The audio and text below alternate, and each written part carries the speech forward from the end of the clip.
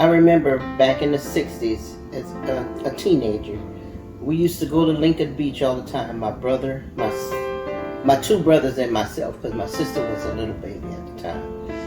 And mom and dad my dad worked out there. He used to run the roller coaster at Lincoln Beach. So when we'd go out to the beach, while we were driving to the beach, we had to pass Pontchartrain Beach. Back in the 60s, UNO was a smaller college which was a part of LSU in Baton Rouge, but that land had a big beach on it. And so we had to pass that beach in order to get to Lincoln Beach. And every time we passed that way, I used to always see the big roller coaster, and you got the roller coaster ride and the Ferris wheel, and they was having so much fun in the midway and everything. And I remember asking my mom in the car why we couldn't go to that beach. And we had to always pass that one up, and we have to go way out down Haynes Boulevard, go to Lincoln Beach, and go to Little Farms, and then go down a dirt road with trees on both sides, a very dark dirt road, and then we would get to the beach. And get to Lincoln Beach, and they had very few rides, but we did have a roller coaster.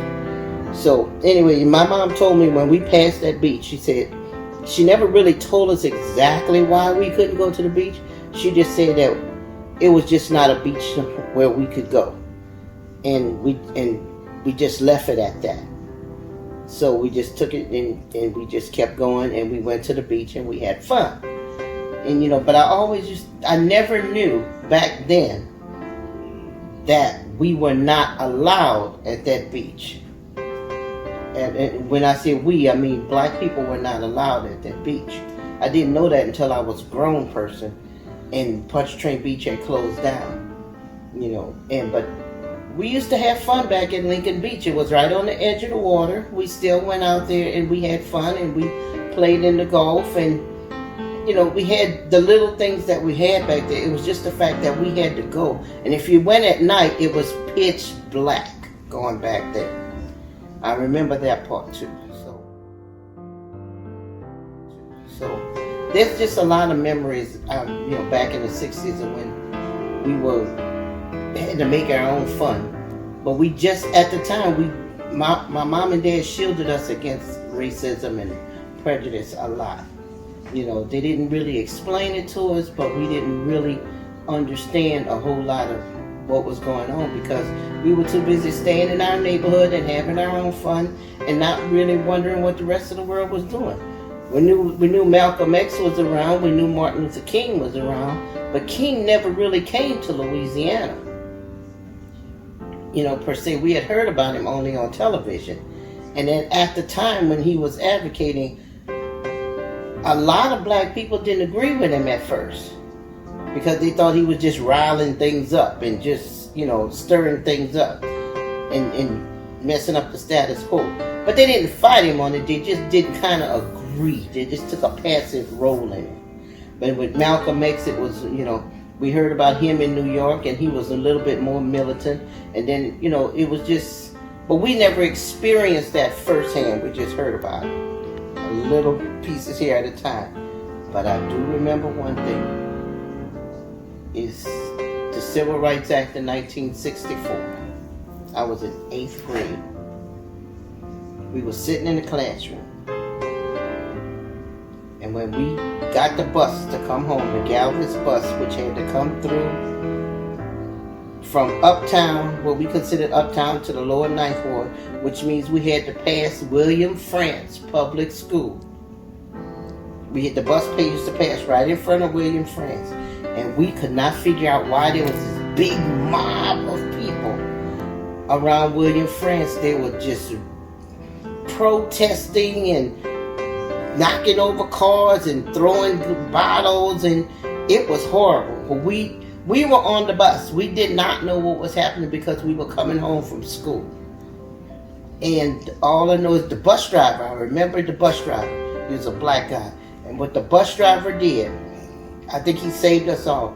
He told us all to get on the floor on the bus, and he kept that bus moving. He never stopped the bus, but he didn't go really fast to hit anybody. He just went really slow, but he told us to close the windows and get down on the ground, and he kept that bus moving until he got out of that mob.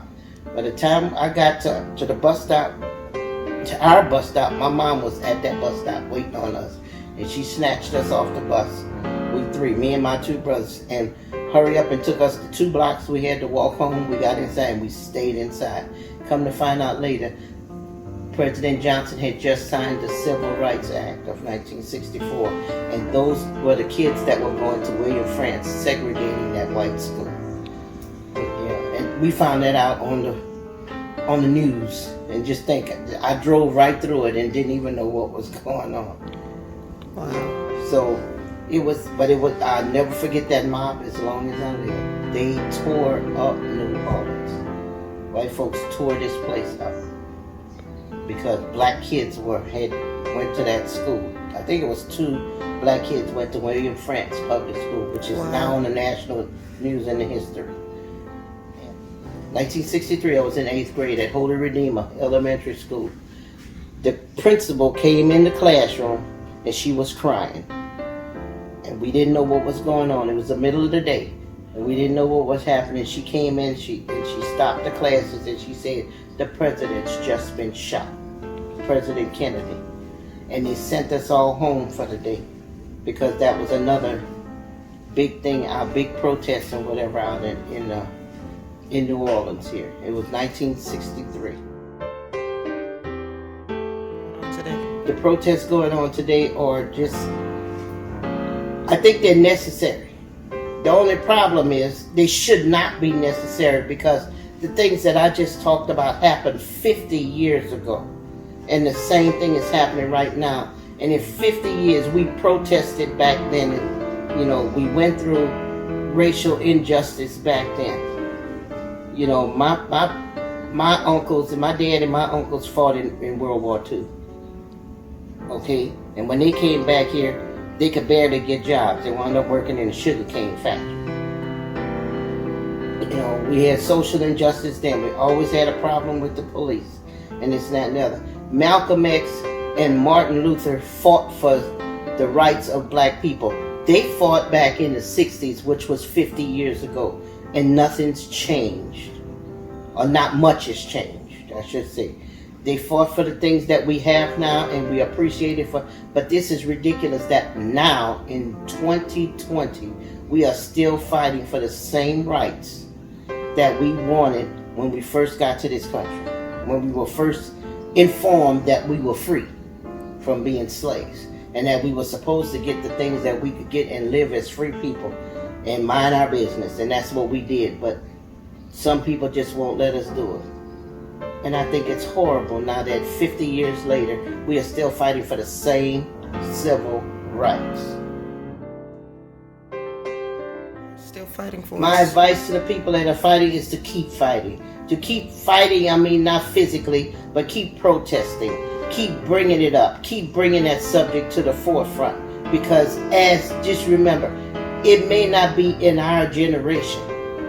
Just like when the slaves fought. The slaves they couldn't fight, but they prayed. And they prayed for change. Now, change didn't happen in their lifetime, but the change did happen. So don't let anybody tell you that prayer doesn't work. Because prayer works.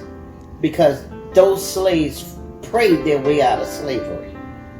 You may not have believed it, but if you had any kind of faith, you got to realize that they prayed for us to have a better life. And we are nowhere near the life that those slaves had. And if it had not been for their prayers and, mama's prayers, grandmother's prayers, our prayers, we would not be where we are now. And we're still not where we need to be. So we need to keep praying.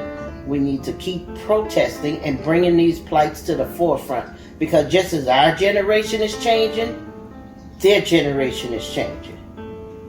Their young people are not agreeing with their parents and grandparents on racial prejudice either. So in other words, yes, prayer changes things. Prayer, and that's what's happening. Our people are changing. The other people are changing. I mean, you could have a Klan member who was a grandfather who taught his son to be a Klan member, but you know what? His grandson is changing that. His grandson is rethinking what his grandpa told him. You know, so yes, prayer is changing things, and that's what we got to do. We got to keep fighting and keep our plight in the forefront. Just do it peacefully. We don't need guns because there's no need, because the Bible says thou shalt not kill. We don't need to kill a person over what they believe. They have the right to believe it. They don't have the right to act on it.